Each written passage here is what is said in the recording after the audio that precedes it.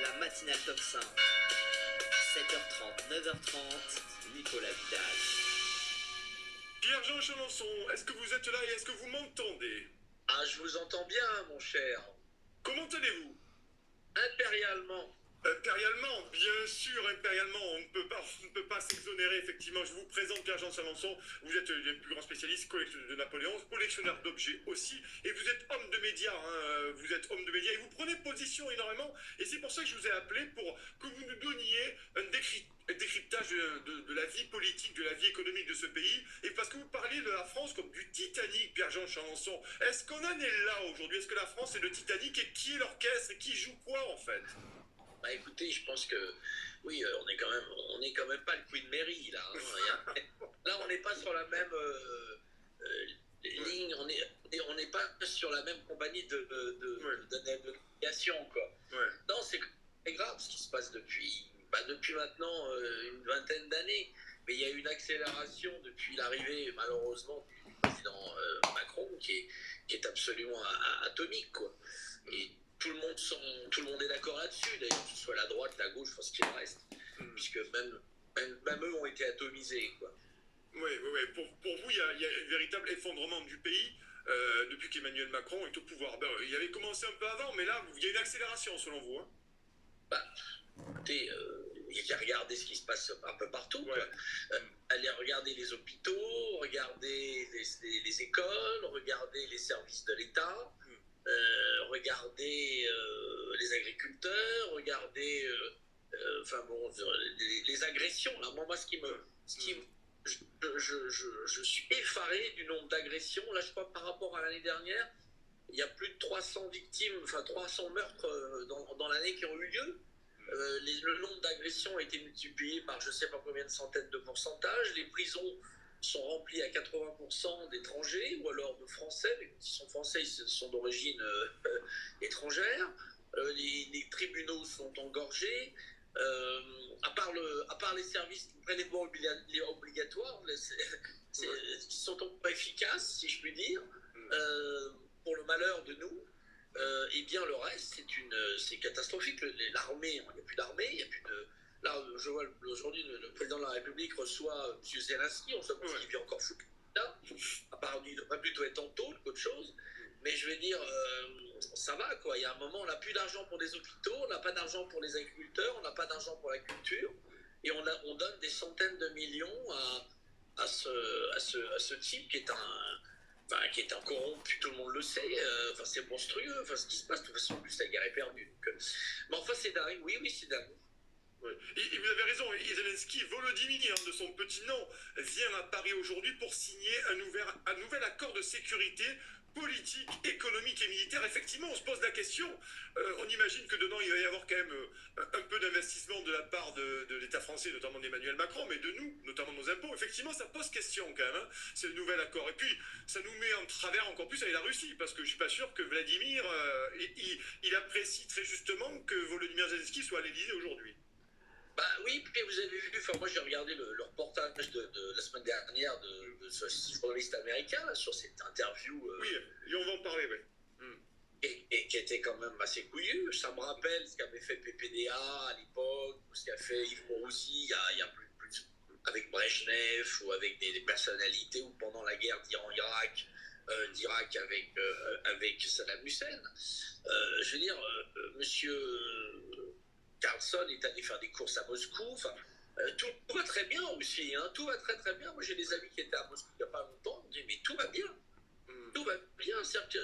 Quand on entend notre pseudo-ministre des Finances, qui est alors extraordinaire, ça fait 7 ans qu'on a le même ministre. Le type, il ne sait même pas ce que c'est qu'un hectare. C'est pour vous dire qu'il doit être un grand ministre. Quand on voit le déficit abyssal de ce qu'on a, à part faire des contrôles fiscaux sur de plein de gens, non, mais c'est quand même très grave. C'est grave parce que ces types-là sont dans une sorte de secte. Et si vous n'êtes pas d'accord, vous êtes un complotiste. Il y a qu'à voir ce qui s'est passé avec Donald Trump. Ouais. Moi, je suis proche de Jason Miller, le chef de campagne du président Trump. Voilà, il est en train de... Vous allez voir. Mais c'est quand même très grave. Et le problème, c'est que les gens qui sont quand même... qui font la France ou qui font l'Europe, bah, se cassent, s'en vont.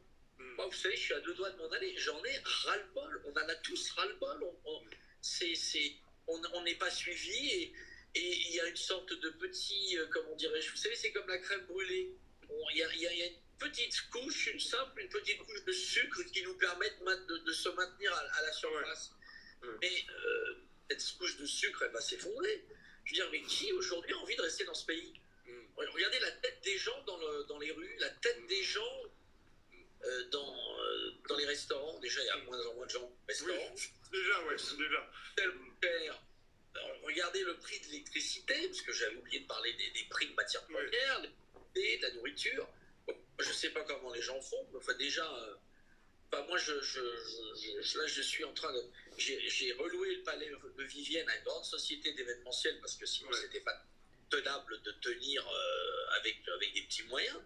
Mais c'est pour vous dire que si aujourd'hui, on prend pas la grosse artillerie, on est mort. Je voulais qu'on revienne, effectivement, on en a parlé, vous en avez parlé, c'est une question que je vais vous poser. Tucker Carlson fait une interview de Vladimir Poutine en exclusivité. Toute la presse est tombée sur le rable de notre ami Tucker Carlson. Ça vous inspire quoi finalement aussi? Il y a un certain suivisme, un panurgisme de la presse à ce sujet pour une interview qui datera, quoi qu'on en pense, ça datera d'avoir Poutine tout de même pour un journaliste américain. Et ça me rappelle les interviews qu'avait fait Mourouzi ou récemment, quelques années à un moment de la guerre du Golfe, PPDA. Mais c'est leur métier, c'est un métier. Demain, il faudrait aller interviewer Kim Jong-un ou je ne sais quoi. Bien sûr que c'est important. C'est comme si les gens avaient été interviewés Mussolini ou Hitler ou Staline. C'est leur métier. Aujourd'hui, il n'y a plus de journalisme. Est-ce que vous croyez que les journalistes, la famille... Alors, moi, ça me fait marrer parce que ça me rappelle Thierry Leluron quand il se foutait de la gueule des frères Duhamel. Mais les frères Duhamel sont toujours là. Je vous dis pas l'âge qu'ils ont. Ils devraient être en EHPAD avec le pognon qu'ils ont pris, ça serait même en EHPAD de luxe.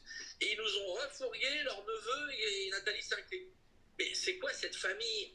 Enfin, excusez-moi, monsieur Duhamel, je crois quand même aller dans les restaurants clandestins chez mon ami Leroy au moment du Covid. Et quand on lui a dit, ah bon, vous étiez dans un restaurant clandestin, il dit, ah bon, je ne me suis pas rendu compte. Mais moi, j'en prends des cons, ce connard. Non, mais pour qui il se prend? C'est des suceurs de bits, ça. J'appelle ça des suceurs. Alors, ces propos vous engagent sur les vôtres, Pierre Chalençon. Je dégage la radio de ces propos. Bien entendu, je suis obligé de le faire. Hein. Voilà. Non, mais j'en ai rien à foutre. Mais non, mais il y a un moment, arrêtez pour qu'ils se prêtent, ces mecs-là. C'est bon, ça va. C'est tellement facile. Ouais. Écoutez, j'avais 10 ans, ils étaient déjà là. J'avais 10 ans, ils étaient déjà là. Aujourd'hui, j'en ai 53. Et toujours, genre, ces gens qui sont toujours là, mais qui nettoient plutôt les casseroles qu'ils ont un peu partout autour d'eux.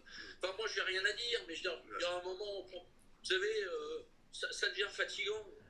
Là, il n'y a plus de journalisme. Moi, mon père était journaliste, je peux d'autant plus en parler. Ma sœur a été journaliste. Ma sœur a été une journaliste extraordinaire à France Télévisions.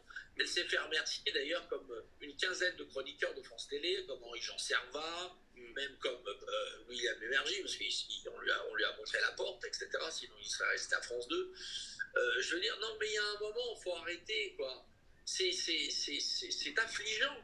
Il n'y a plus de journalisme en France. Vous voyez qu'il y a des journalistes en France? Ben, nous, Pierre-Jean Chalençon, nous... Le canard enchaîné ne divulgue plus rien. Bah, il y a des histoires insensées autour du président de la République, de son épouse, il y a des histoires insensées auprès de tout le monde. Bah, on aimerait bien savoir, parce que soit c'est des injures, soit c'est un scoop. Mais il y a tellement de choses qui se passent. Parce que déjà, enfin, il y a des histoires, mais on se demande, même Zelensky, est-ce que c'est vraiment un corrompu? Est-ce que c'est pas un corrompu? On apprend qu'un... Bonjour à tout le monde et bienvenue sur la chaîne de l'univers de l'ange Cathy en ce dimanche, que je me trompe pas de date, alors matinale, dimanche 18 février 2024. Donc là c'est petit café, c'est pas petit capoute, voilà. Écoutez, j'espère que vous allez bien, je vous remercie pour vos commentaires et puis là, j'avais pas trop le choix de vous faire écouter. Notre roi n'a plus d'argent pour les Français, mais il enfile à ce @3petits.pupu de Zelensky, hein, celui-là qui fait du ski. Donc, alors je vous rassure, hein, que l'on aime ou qu'on apprécie ou pas cet homme qui parle là aussi, eh bien, quelque part il dit vrai, hein, on va pas le nier, hein. Donc il fallait vraiment que je vous le partage donc ce matin, et je vous dis à plus tard et je vous souhaite une bonne écoute. Ah oui, hein, je vous rassure, c'est un homme, c'est pas une femme, c'est un homme.